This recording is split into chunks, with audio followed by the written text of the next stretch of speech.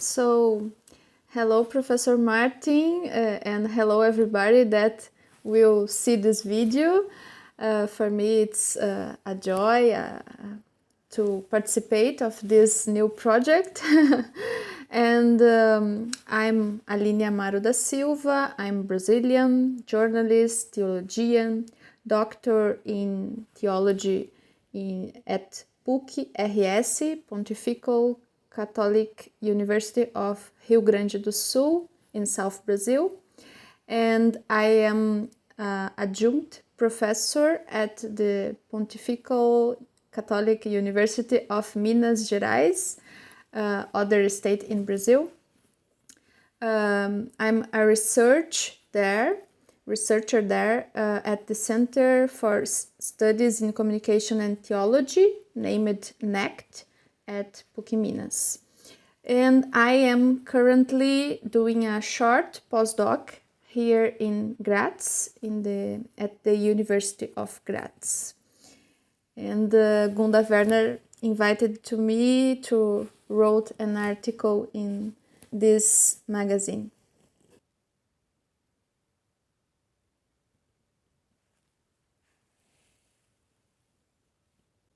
Yeah, I wrote this article with a colleague of mine, a Brazilian theologian woman too. She is a Dr. Elisângela Machado. And we talk about and write about the situation of the women in the Christianity, especially in academic field in Brazilian theology.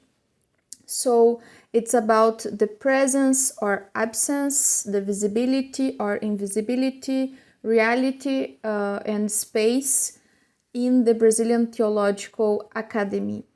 And we divide this article in two parts. The first part is about this trajectory of the presence and visibility of women in Catholic Church and in theology. We named from tents to screams, that is from the early days of Christianity to this digital age that we are living now. And the second part is about a research that we made with 53 women theologians, Brazilian, and students of post-graduation in Brazil in theology.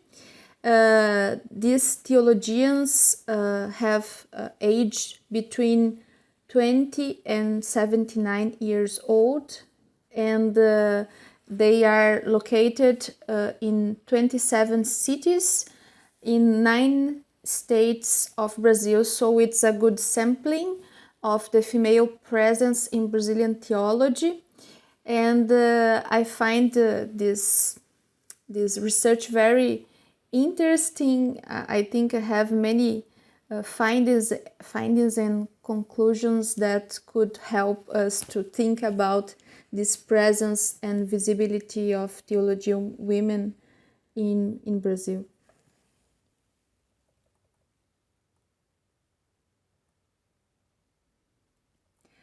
Yeah, it's because I'm a theologian woman in Brazil, and not just me, but my colleague too. And we see these difficulties, challenges to be in this space, to have some position, to have some job, to have some credibility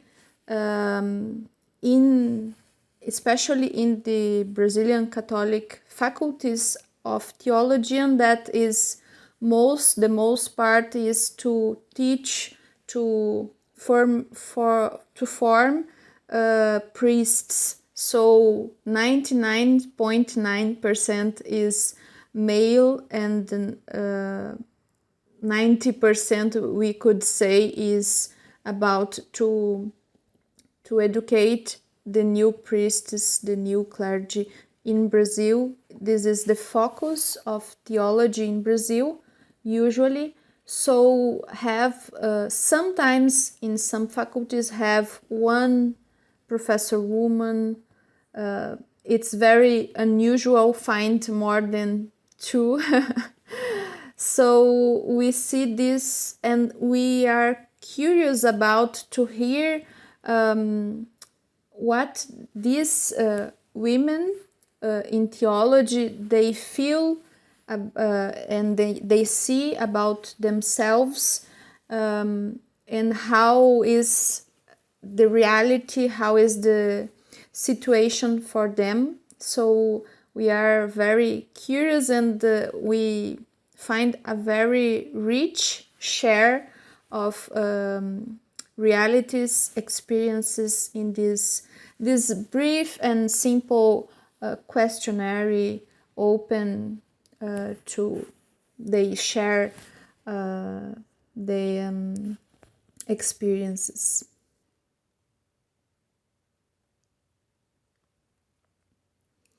So most of the women interviewed have a background in at least two areas of knowledge: theology and some other professional knowledge.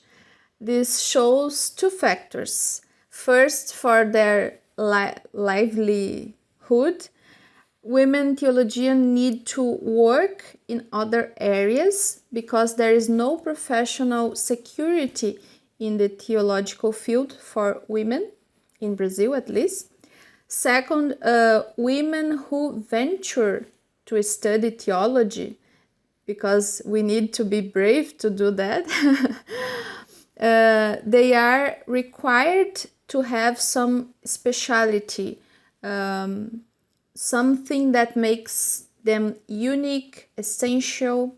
If we were to look at the work of these women theologians, we could see that they usually have interdisciplinary research, uniting their fields of knowledge, bringing an original contribution to theological research, which is also a quality work. And most of the interviews consider themselves to be theologians because of all study, effort, and dedication, but they express the difficulty in finding some space and recognition of their credibility by the academy and their colleagues. They consider too that they have a certain visibility, but it is still perceive restriction, mistrust, and resistance. Sometimes a discrete visibility without major highlights, sometimes a presence that generates discomfort, little welcome, or that is not taken seriously. For female theologian to achieve notoriety in the academy, the effort has to be much greater, twice as hard as the effort made by male theologians usually, and especially by priests. They point out the main difficulties they face, like lack of opportunities, lack of confidence, because they are seen with fear. The preference of theology faculties for clerical male professors, it's a challenge too. The devaluation of the feminine production many times by the theologians women themselves, who do not quote each other, so we doesn't help each other in this visibility. Sometimes they demonstrate also some lights to improve this situation, such as they express the desire to unite more, to dialogue, to support and cultivate trust in each other. They point to the search for space through new themes, as an alternative to build their presence and find gaps in the Brazilian theology field. Yeah, some of these results that we could say.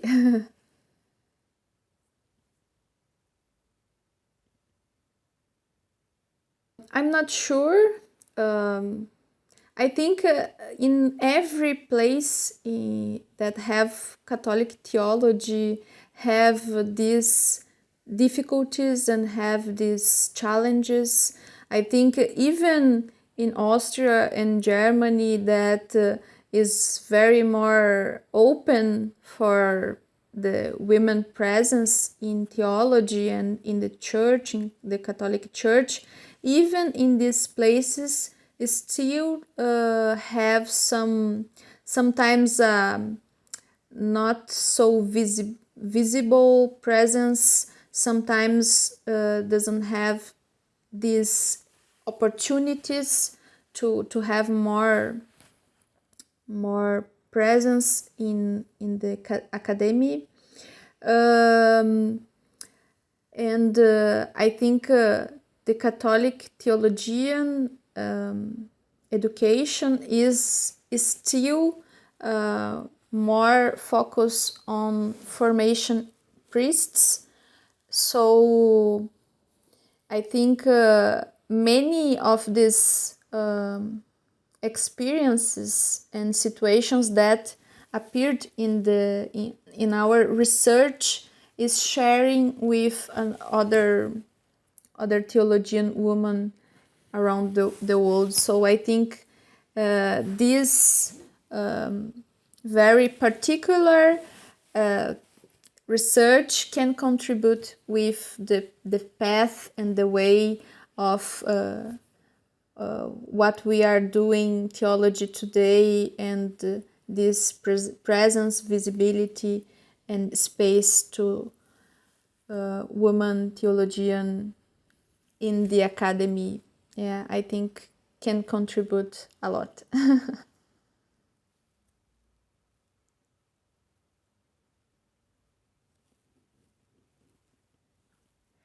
Yeah, I can share this experience here in University of Graz. I like very well the environment here in this institute, the balance in the life, something like the professors can bring their dogs, for example, to the office.